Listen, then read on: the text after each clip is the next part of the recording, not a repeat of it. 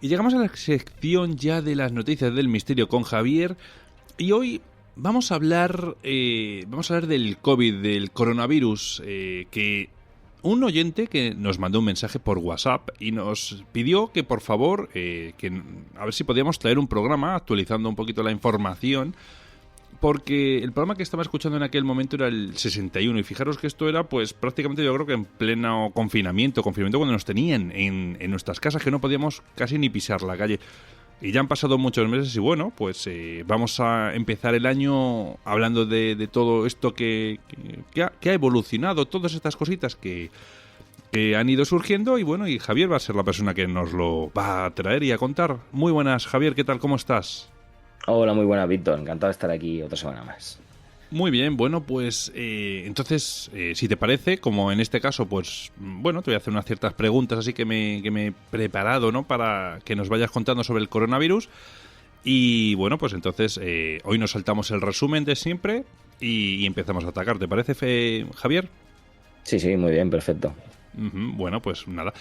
Pues venga, pues empezamos, por ejemplo, para mí quizás creo que lo más grave, ¿no? Lo más llamativo, quizás lo más impactante que podría ser hablar de la cantidad de números que hay en total de infectados a nivel mundial y cuántos muertos hay a nivel mundial, Javier. Pues sí, mira, hay que decir que desgraciadamente, y como venimos viendo todos en las noticias, ¿no? Ahora mismo hablamos de que, por lo menos hablamos de números oficiales, ¿vale? Realmente, personalmente, y como ya creo que se ha demostrado por la manera diferente que tiene cada lugar, cada zona, ya no hablamos ni siquiera, Víctor, de cada país, ¿no? Sino hablamos dentro de un país, cada lugar, cada zona lo cuenta un poco a su bola, por decirlo de alguna forma, y entonces realmente yo creo que el número exacto, no sé si lo vamos a saber alguna vez, pero por lo menos en números oficiales, lo que tenemos hasta hoy en día, ¿no? Hablamos de 1,6 millones de personas que han fallecido y hablamos de confirmados más de 76 millones de casos en todo el mundo. Si nos volvemos al principio, ¿no? Como hablamos en el primer programa y empezamos a hablar de algunas zonas en concreto, ¿no? Podríamos hablar de China, que al final sus números, pues, no fueron para tanto. Y cuando digo que no fueron para tanto, no quiero que nadie me malinterprete, ¿no? Solamente una persona o dos o tres ya es un número de fallecidos que no me gusta nombrar. Y cuando digo no es para tanto, son unos números que hablamos de 4.630 y algo, 34 por ahí me parece que era la cifra oficial de fallecidos, que son muchísimos, pero comparado con otras zonas, pues al final es a lo que me refiero cuando digo no han sido para tanto. Porque como ya te digo, hablamos de esos 4.630 y algo fallecidos, me parece que son 33 o 34, ahora mismo no recuerdo, y sería alrededor de más de 86.800 personas contagiadas, pero logró contener ese virus después de 9 meses, ¿no? De ese inicio de crisis, y hay que decir que hoy en día ya no es el país con el mayor número de contagios. Ese puesto hoy en día lo ostenta Estados Unidos, que supera los 17 millones y medio de casos positivos. Después le sigue India, que tiene nada más y nada menos que 10 millones, Brasil, que rebasa los 7 millones, Rusia, que suma alrededor de 2,7 millones, y Francia, que supera los 2,4 millones de casos. Estas son las zonas con mayor número de casos. Si nos vamos a los fallecidos y separando a China, de la cual ya te lo he comentado, pues tengo que decir que desgraciadamente nuestros amigos de Estados Unidos también lideran esta estadística con más de 315.000 muertos, seguido por Brasil, que tiene más de 185.000, India, que ya supera los 145.000, y México, que ya sobrepasa los 117.000. Hay que decir también, por ejemplo, que Italia registra la nada desdeñable cifra de 68.000 fallecidos. Detrás de ella está Reino Unido, que está muy cerca, con unos 67.000, Francia, que tiene unos 60.000, e Irán, que tiene unos 53.000. Nosotros, hablando de España, de nuestro territorio en este caso, hablamos de más de 48.000 fallecidos, siempre vuelvo a decir, hablando de cifras oficiales, ¿no? Y Javier, estas cifras que nos has dado de China, ¿puede ser quizás que no sean totalmente transparentes y esas cifras no sean reales? Yo estoy convencido. Estoy convencido porque China es un país muy hermético y realmente nosotros los datos que tenemos son los que ellos nos han contado y estoy convencido de que esto no ha sido así, de que habrá muerto muchísima más gente, sobre todo por esas primeras imágenes que salían al principio y que llegábamos a ver de China, ¿no? Sobre todo cuando hablábamos de ese famoso foco, ¿no?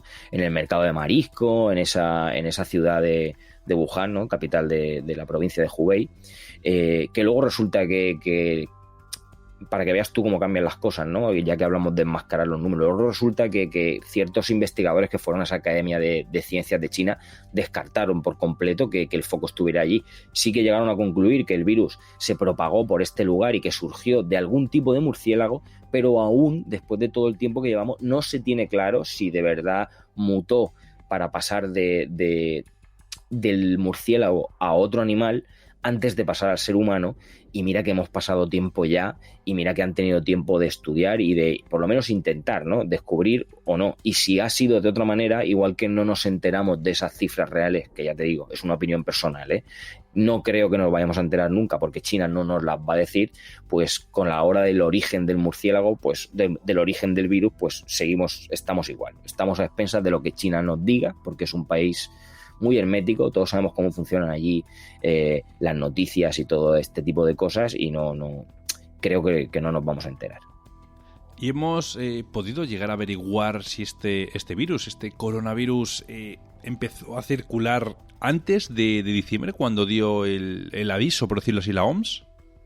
Pues mira, igual que te digo que China no ni confirma ni desmiente, ¿no? Que es lo típico que se dice en estos casos y que todavía, como ya te he dicho, ni siquiera tienen claro si de verdad hay un animal portador en medio entre ese murciélago y el ser humano.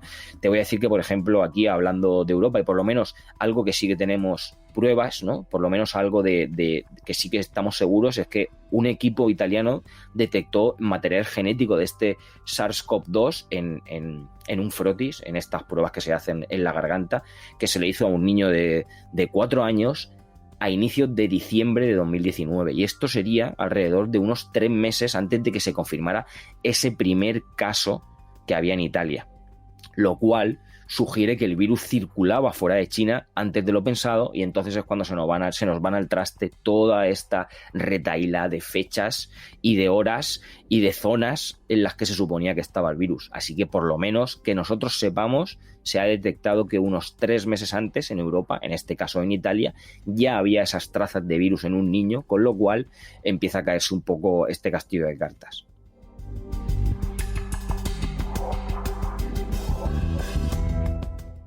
¿Y por qué es posible que en algunas personas tenga un mayor impacto que en otras? ¿A qué se debe? ¿Qué peculiaridad tienen que tener esas personas? No sé, Javier. Pues mira, te voy a decir lo mismo que dicen los virólogos cuando salen en televisión o yo que he tenido que leer algunos estudios y algunas noticias sobre esto, ¿no? Y muchos, la mayoría, el 85% te dice pues que no lo saben. Hay gente que es más... La raza tiene mucho que ver. En algunos de los casos se ha encontrado que la raza negra es más fuerte, entre comillas, pero sin embargo a otra raza negra de otra zona del continente le afectaba más. Hay gente que por H o por B, porque ya te digo, realmente los virólogos no lo saben, es más, digamos, está más desvalida ante este virus sin tener ningún problema grave de salud que otra. Incluso se ha llegado a hacer un pequeño estudio, ¿no? Digamos, obtenido, ¿no? De pacientes de COVID-19 que muestra incluso que el virus puede infectar a las células germinales, ¿no? Digamos que afectar incluso a la producción de espermatozoides, incluso podría llegarse a producirse la infertilidad masculina, ¿no? Pero aparte de eso, pues todos hemos visto la retahíla de cosas que puede provocar, ¿no? Desde pequeños trombos, microinfartos, incluso pérdidas de la vocalización, la pérdida del habla, cuando esas tormentas de citoquinas, ¿no? Cuando esa exposición al virus es demasiado fuerte, y durante mucho tiempo puede ocasionar problemas muy graves de salud, ya te digo, hasta el punto de que hay gente que ha tenido que volver a enseñarse a hablar o incluso a caminar. Sin duda el empleo, ¿no?, o el trabajo sanitario es, yo creo que el empleo con mayor riesgo, ¿no?, con respecto al coronavirus. Pero ¿qué porcentaje representa el personal sanitario con respecto a otras profesiones en cuanto al riesgo que corre, Javier? Sí, como bien has dicho, Víctor, hay empleos de alto riesgo. Por ejemplo, sí que tenemos unos datos, ¿no? Y tenemos, por ejemplo, datos de que, y ya no solamente el empleo, perdón, que me vuelvo un poco para atrás, ya no solamente el empleo, sino la zona en la que esa gente está empleada, porque había personal sanitario de ciertas zonas del mapa en la que era incluso peor que en otras zonas del mapa, se estaba más expuesto, ¿no? Tenemos una certeza, y es que entre marzo y julio de 2020, por ejemplo, el personal sanitario del Reino Unido tenía un riesgo 7 veces mayor de enfermar gravemente de coronavirus comparado con el personal no esencial. Incluso ese riesgo llegó a ser 8 veces mayor para aquellos que no eran de raza blanca en esta zona. Como ya te he dicho, tiene mucho que ver con lo que me has preguntado anterior.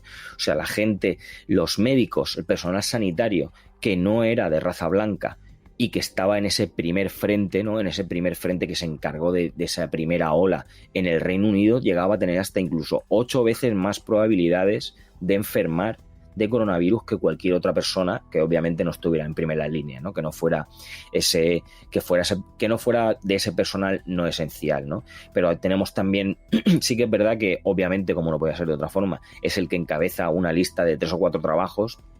El sanitario es el que más riesgo tiene, porque al final era el que más cerca ha estado del virus siempre, pero hay, por ejemplo, trabajadores y trabajadoras sociales y de educación que también tenían, por ejemplo, un mayor riesgo, incluso hasta 2 veces más posibilidades de infectarse comparados con las personas que realizaban trabajos no esenciales, por lo menos según el análisis que he podido leer. Incluso como dato curioso y macabro al mismo tiempo, te diré, Víctor, que incluso un equipo de la Universidad Johns Hopkins ha desarrollado una calculadora online que, para poder estimar el riesgo de mortalidad del coronavirus para la población de Estados Unidos, ¿no?, teniendo ahí una serie de factores sociodemográficos y ciertas condiciones de salud. Hasta ese punto hemos llegado para que la gente, ya no sé si se tranquilice o se ponga más nerviosa, pero hasta ese punto hemos llegado en el desarrollo, y hay una calculadora online para estimar ese riesgo de mortalidad de coronavirus en la población de Estados Unidos.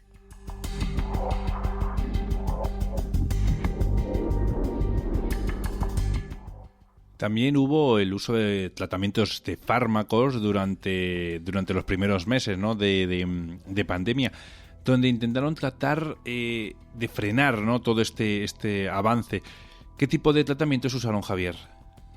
Pues sí, mira, sobre todo podríamos hablar de un ensayo, sobre todo de varios ensayos clínicos, ¿no? Pero en concreto, de los que más información he llegado a encontrar ha sido de 2, y cuando hablamos de ese famoso antibiótico que era el Recovery, que es el cual se hizo un ensayo clínico, tengo que decir que no ha valido absolutamente para nada, ¿no? Ese antibiótico no ha aportado beneficio. Ese ensayo clínico que se hizo con este fármaco, que era el Recovery, en el Reino Unido, y que tiene, digamos que lo que actúa es la acitromicina, pues resulta que ha llegado el punto en el estudio en el que se han dado cuenta de que no aporta ningún beneficio a pacientes hospitalizados con COVID-19. Los resultados preliminares no mostraban diferencias en mortalidad, el avance de la enfermedad o incluso la duración de la hospitalización entre el grupo que se trató y el grupo de control, porque al final hablamos de un ensayo clínico, y después de todo lo que llamamos de pandemia se han dado cuenta que no ha llegado a ninguna parte. Y luego, del que tenemos más datos y del que ha sido sobre todo más comentado y más hemos visto más en televisión, es el famoso Remdesivir, ¿no? Durante todo este tiempo, las investigaciones clínicas y todo lo que ha sucedido con este fármaco, ¿no? Pues se han ido avanzando, ¿no? Hay que decir que este Remdesivir ha sido el primer fármaco antiviral aprobado por la Agencia Europea de Medicamentos. que sus siglas son EMA en inglés, y por extensión, como no, en nuestro país, en España, también ha sido avalado para el tratamiento sistemático de la infección respiratoria por este coronavirus, ¿no? Por este SARS-CoV-2. El medicamento, que es una solución para administración intravenosa, fue aprobado además a principios de hará un mes y medio, un par de meses o por ahí, que es cuando se ha revelado todo esto, pero ya llegó aprobado en el mes de julio de 2020, por lo menos para uso hospitalario, pero con muchas pegas. Y ya no me refiero con muchos puntos, no para todo el mundo. Resulta que está aprobado para adultos y adolescentes a partir de 12 años hacia arriba, y con un peso corporal parece ser de que solamente funciona en gente que tiene que cumplir estas, o sea, para adultos, y que sean, cuando hablo de adultos y adolescentes de mayores de 12 años, y que además el peso corporal de la persona tenga que tener de 40 kilos hacia arriba, y que además también tengan ese tipo de neumonía que requiere oxígeno suplementario, ¿no? Así que es importante resaltar esto, ¿no? No se trata de un medicamento de uso generalizado para todos los pacientes del COVID, sino para aquellos pacientes que, como ya te he comentado antes, tienen que ser adultos, adolescentes mayores de 12 años, que pesen por lo menos 40 kilos y que requieran oxígeno suplementario. Porque hay que recordar que este Remdesivir, que es un fármaco antiviral, digamos que lo que hace es inhibir esa enzima del virus, y con ello lo que hace es impedir la multiplicación. Hay que decir que al principio este fármaco se creó como tratamiento para el virus del ébola, pero también ya se estaba probando para, digamos, frente a otros coronavirus, ¿no? Que generaban otros brotes epidémicos, como hemos tenido, como hablamos en el anterior programa, como pudo ser el MERS, ¿no? Así que en base a todo esto, esta Agencia Española de Medicamentos y Productos Sanitarios están recomendando priorizar ese uso del Remdesivir para pacientes de este coronavirus que ya estén hospitalizados, ya te he dicho, y además no es que me haga gracia, pero me resalta mucho porque en el estudio lo dicen varias veces, ¿no? Resaltan muchas veces que tienen que estar hospitalizados, que requieran oxígeno suplementario, y no aquellos que requieran ventilación mecánica o esa oxigenación que se hace por membrana extracorpórea, ¿no? Por vena, no. Ese tipo de cosas no. Para el resto de casos, digamos, incluyendo aquellos pacientes que tengan enfermedad leve o moderada, sigue todavía, hoy en día, y después de haber sido aprobado, sigue siendo necesario todavía generar una evidencia científica, por lo cual todavía es recomendable que se utilice dentro de un marco de ensayos clínicos. O sea, todavía no tienen la certeza de que en gente que esté que haya enfermado levemente o moderadamente y no tenga estos casos ni cumpla estas condiciones de ser adulto, de ser adolescente y tal, no están seguros de que pueda llegar a funcionar. Incluso ya han autorizado cuántos días de tratamiento se puede estar con este famoso Remdesivir, que sería, por lo que tengo leído, una duración de 5 días, porque otro estudio que se ha hecho paralelamente a todo esto que te estoy diciendo llegó a comparar, ¿no?, las duraciones de los tratamientos en pacientes no hospitalizados, y demostró que era la misma evolución y funcionaba igual si se suministraba durante 5 días a algunas personas y a otras personas durante 10 días. La gente que tenía esta medicación durante 10 días no mejoraba más, ni le desaparecían los síntomas, ni llegaba a estar mejor en menor tiempo que la que estaba medicada durante tan solo 5 días. Con lo cual, aún seguimos estudiando qué beneficios tiene para cierto tipo de personas, ¿no? Porque el perfil de a ver cómo llamarlo, de seguridad, ¿no?, de este Remdesivir todavía no está caracterizado, ¿no? Porque parece que puede provocar cierta tasa de eventos adversos, ¿no? Porque parece ser que se ha probado que una reacción adversa que provoca es la hipotensión, y incluso dicen que puede llegar a producir bastantes molestias en el tracto gastrointestinal, ¿no? Digamos que produciría náuseas, vómitos, diarreas, estreñimiento, dolor abdominal, incluso anemia o insuficiencia renal aguda si no se llegan si no cumples esas pautas para que se te pueda tratar con ello, incluso cumpliéndolas. Aún hay gente que desarrolla todo este tipo de casos adversos, que reacciona, ¿no? Además, es importante también recordar que este medicamento es autorizado mediante una aprobación condicional, ¿no? Y tras una revisión, hay que decirlo, que es excepcionalmente rápida, como todo lo que nos está pasando tanto con los medicamentos que se están probando como con las vacunas, que todo va extremadamente rápido y lo aprueban condicionalmente de momento porque parece que funciona bien. En este caso parece que tienen por lo menos clara una parte de la población a la que sí funciona, pero no deja de ser una prueba continua como estamos sufriendo con las vacunas, Víctor. Al final esto es ensayo y error, y los medicamentos, pues hay algunos que funcionan bien y no todas las personas funcionan bien, y como ya te digo, como estamos ahora mismo con las vacunas, es exactamente el mismo principio. Lo que pasa es que los medicamentos pues intentan bajar esa intensidad del virus en las personas, y hay gente que les funciona bien pero les provoca todo este tipo de cosas que hemos comentado: náuseas, vómitos, diarrea, dolor de estómago, anemias, incluso, ya te digo, insuficiencia renal aguda, que ya son palabras mayores, y al final esto es seguir ensayando, porque todo lo que están haciendo los médicos con los medicamentos y las vacunas, al final es todo en tiempo récord, y claro, y no se puede medir qué efecto va a tener en toda la población en tan poco tiempo, cuando todos sabemos que muchos fármacos y muchas vacunas llevan muchísimos años de laboratorio para que lleguemos a hablar de un 65, de un 60%, un 70%. Cuando hablamos de que una vacuna está al 60% de efectividad, ya es un éxito. Así que pues imagínate cómo puede ser todo en un año, todo compactado en un año, pues imagínate cómo puede funcionar la cosa.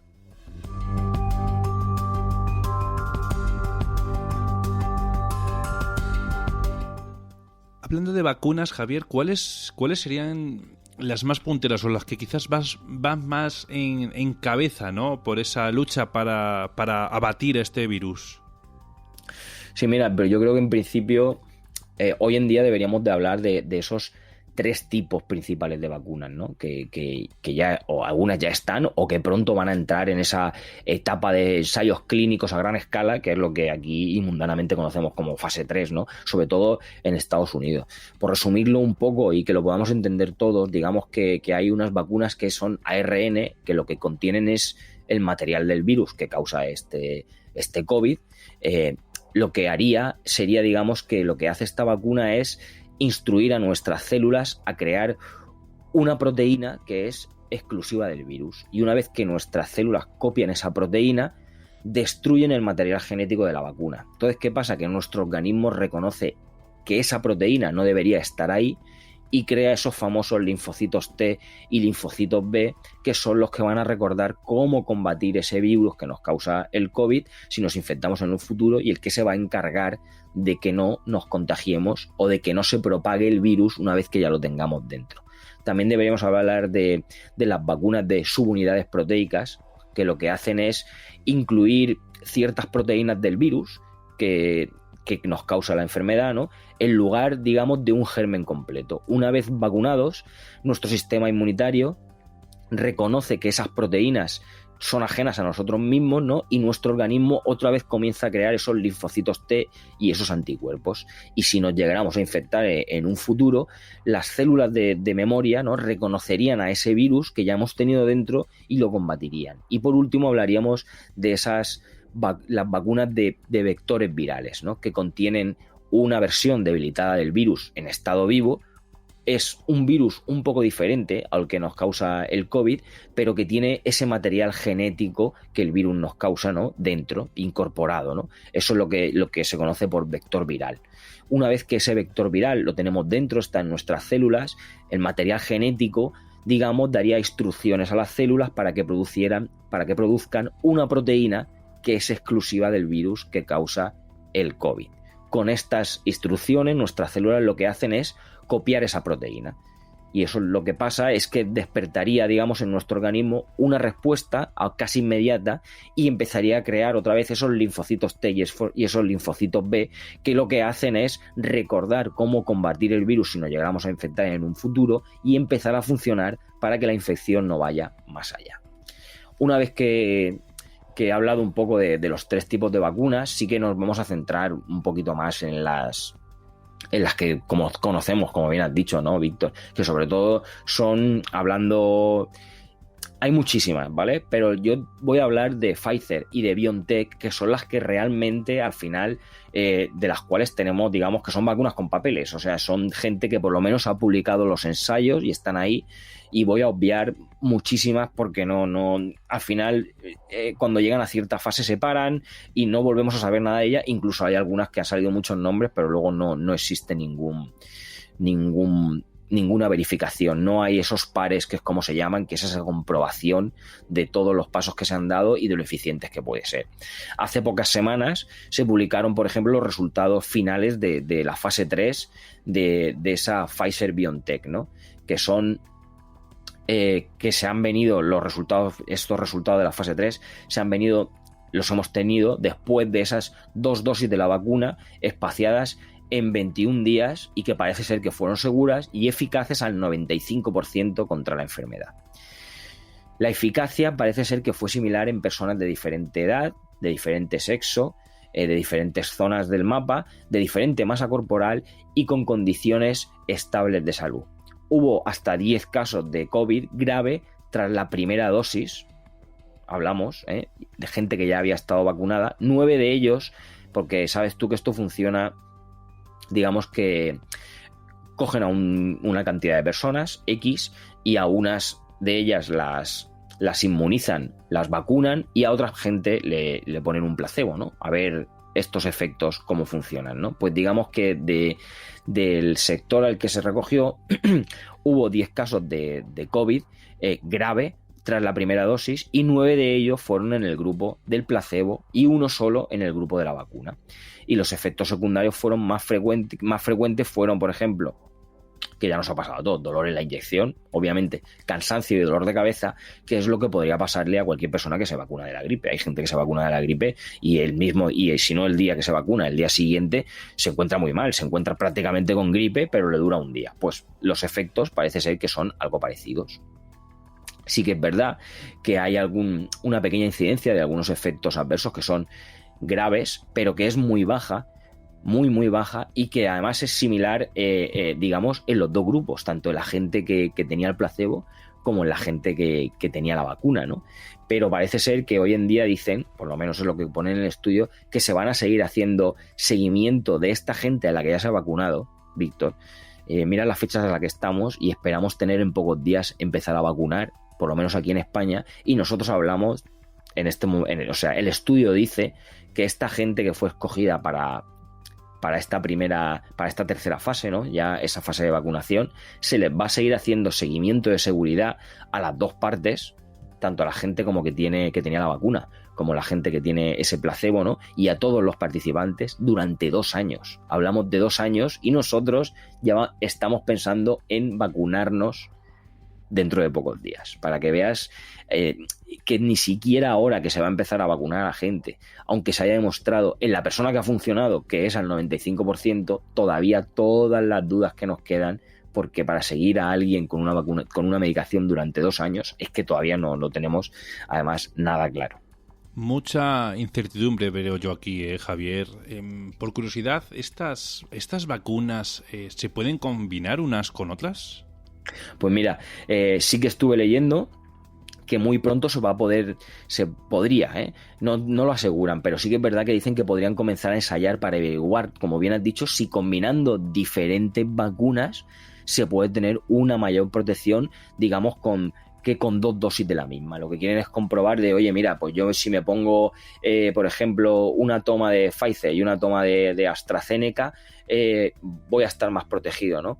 Y, por ejemplo, AstraZeneca va a probar una dosis de su vacuna con una segunda dosis de la vacuna de Pfizer. Esta estrategia mixta lo que busca es inducir tanto respuestas celulares como respuestas de anticuerpos, y que se supone que deberían ser más fuertes que con un solo tipo de vacuna. AstraZeneca, por ejemplo, que es otra de las marcas que me he obviado porque al final los estudios no son tan claros, o por lo menos no han revelado tanto material informativo. Por ejemplo, ellos también han anunciado que van a explorar combinar su vacuna con la Sputnik 5 de los rusos, y que digamos que son igual, son una especie de vacunas contrapuestas. Lo que pasa es que parece que lo que sí nos deja claro es que no podríamos combinar, por ejemplo, una vacuna de ARN con una vacuna de vectores virales. Parece que tienen que contener, digamos, la misma trazabilidad. O sea, nosotros podríamos probar una vacuna de ARN y otra vacuna de esas subunidades proteicas, como te he comentado al principio, y podríamos probarlas de diferentes marcas, pero no se puede coger una vacuna de que sea un vector viral y otra vacuna como sea la del ARN, o por lo menos de momento. Sí que es verdad que ya te digo, van a intentar hacerlo, van a intentar combinar en gente que se preste para ver si es verdad que juntando las dos vacunas tendríamos, digamos, más protección, podría funcionar mejor, pero todavía no está claro. Pero mira que te digo, igual que te digo eso, ya que he entrado en lo de AstraZeneca, te voy a decir, por ejemplo, que hay varias candidatas a vacunas que sufren contratiempos, más los que no nos enteramos, ¿no? Pero, por ejemplo, Sanofi, que era una vacuna que basaba a base de esta proteína que se recombinaba, ¿no? Por ejemplo, parece ser que debido a cierto problema que han tenido con la dosificación, porque parece ser que cuando ya tenían todo montado y tenían las dosis montadas, resulta que había un menor nivel de anticuerpos generados en personas mayores y ellos no habían llegado a medirlo, pues ya te digo que automáticamente se ha bajado del carro, porque si se aprobara, que todavía está en duda que pueda llegar incluso a fase 3, la vacuna no llegaría a empezar a distribuirse ni siquiera antes de mitad de año de 2021, con lo cual ahora mismo creo que esta Sanofi la podemos bajar del mapa, y la Universidad de Queensland en Australia también ha decidido suspender el desarrollo de su vacuna, que también tenía base de esa proteína recombinante, tras darse cuenta de que las personas vacunadas desarrollaban anticuerpos que daban falsos positivos en los test, por ejemplo, para el VIH. Esto parece ser que era porque la vacuna incluía un pequeño fragmento, ¿no?, derivado de esa proteína del VIH que servía para estabilizar otra proteína que tiene el coronavirus y tal, pero en cuanto han detectado que daba un falso positivo en VIH, automáticamente lo que se ha hecho ha sido suspender el desarrollo. O sea, esta ni siquiera va a salir. Así es que, ya te digo, hablamos mucho no, yo creo que cuando decimos 95 o 97% nos lo tomamos muy a la ligera, pero eso es muy complicado, muy difícil que tenga esa eficacia en todo el mundo, y ya te digo, y todas las vacunas que se nos van a quedar por el camino, porque no todas van a llegar a esa fase 3 de prueba, muchas ni siquiera, como ya te digo, como esta de Queensland en Australia, ni siquiera va a llegar a desarrollarse, porque parece ser que no llegaron a montarla bien del todo, o como la otra que te he comentado de Sanofi, que lo que hicieron fue cierto tipo de mediciones mal, y entonces al final no llegaba a proteger bien a personas de la tercera edad, y a gente más joven sí. De momento van a seguir haciendo pruebas, pero de llegar no llegaría hasta mitad de 2021, así es que esto es una carrera por esa famosa vacuna, pero por el camino se nos van a quedar candidatas seguro.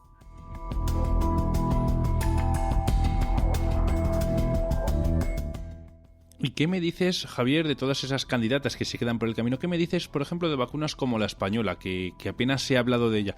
¿Qué pasa, que no ha pasado quizás esas fases betas? Pues apenas se ha hablado de ella porque, Víctor, no he conseguido encontrar información fiable. Por eso ni siquiera te la he comentado, porque no. Sí que es verdad que, hombre, también te digo que cuando hay malas noticias es lo primero que sale.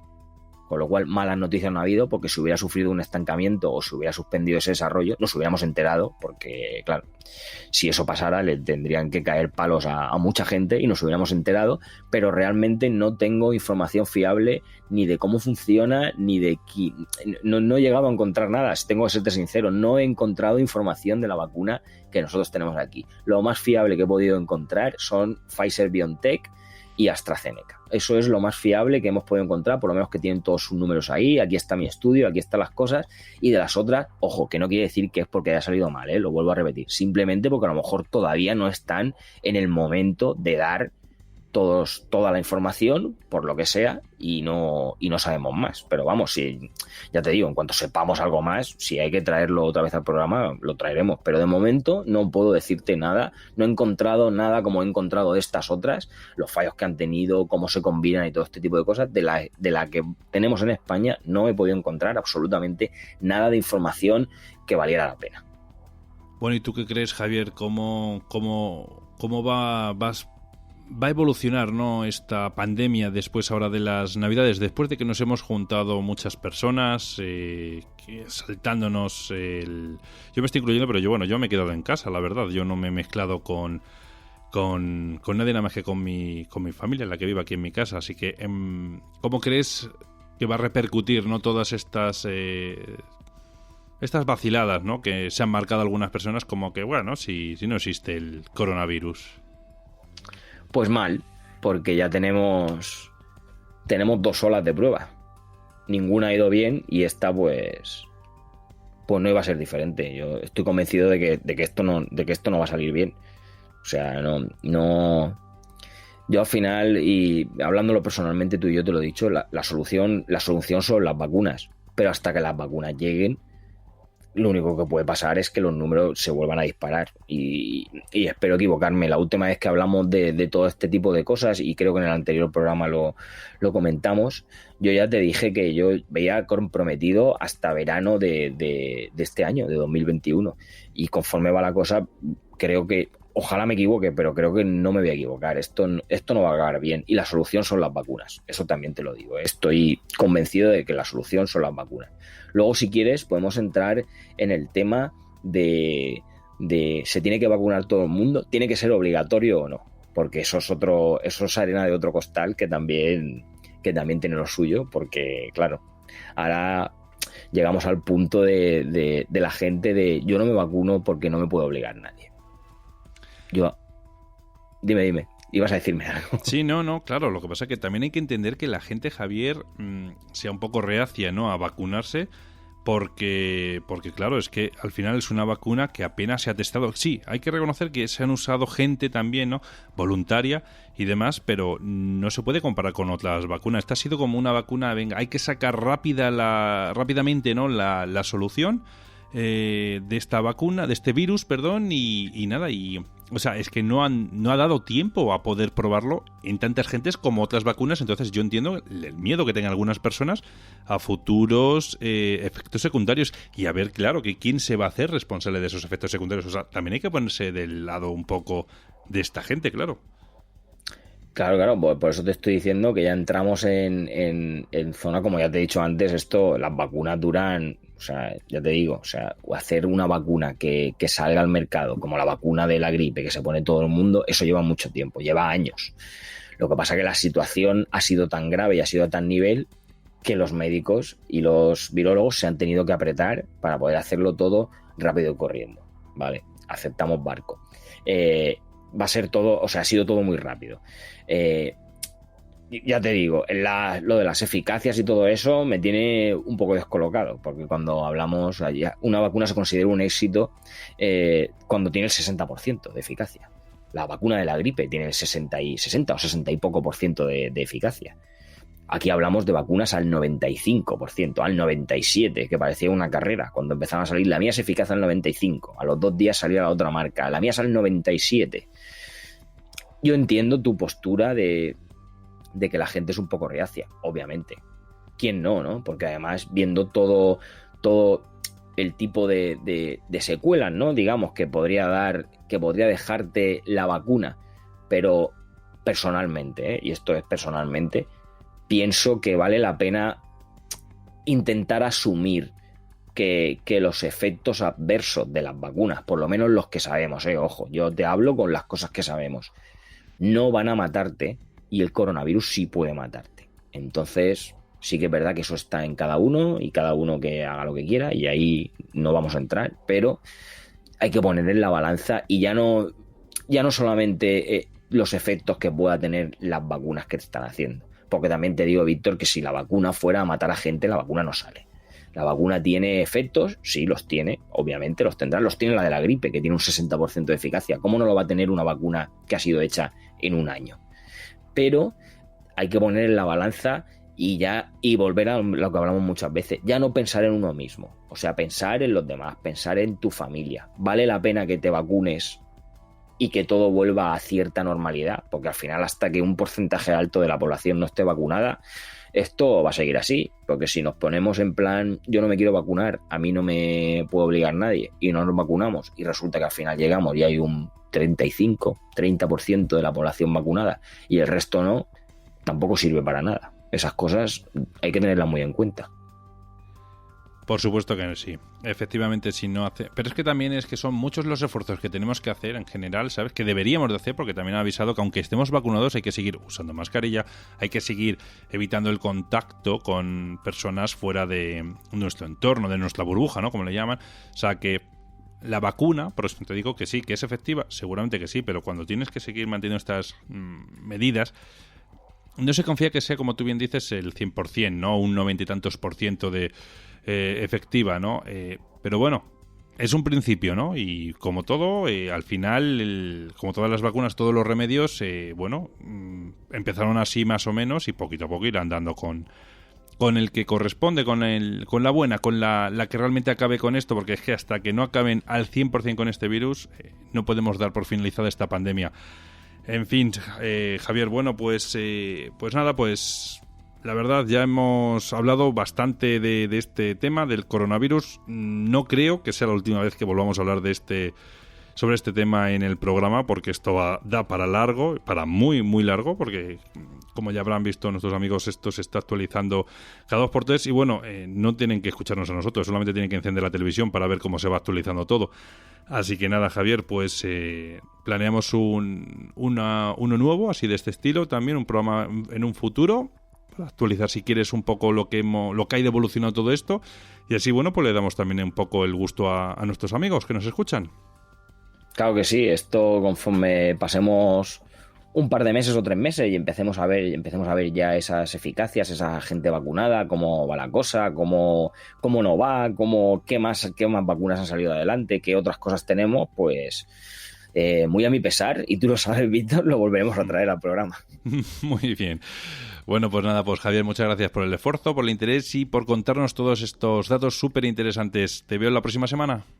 Claro que sí, gracias a vosotros, un abrazo.